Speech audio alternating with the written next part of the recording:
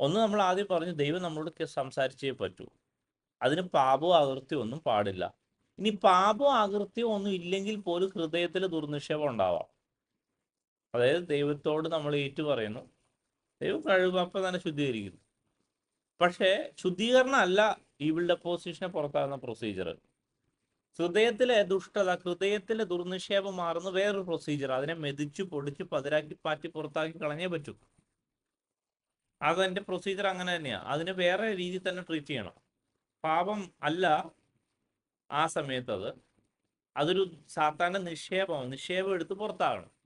അപ്പൊ ഇവിടെ എഴുതിയിരിക്കുന്നത്, നിക്ഷേപമുള്ള ആൾക്കാര് അവര് അവരുടെ പ്രവൃത്തി കാണിച്ചിരിക്കും, അതിന് അവർക്ക് പ്രതിഫലം കിട്ടിയിരിക്കും. ഇനി ദാവീദ് ഇവിടെ പറയുന്ന ഒരു വലിയൊരു സത്യം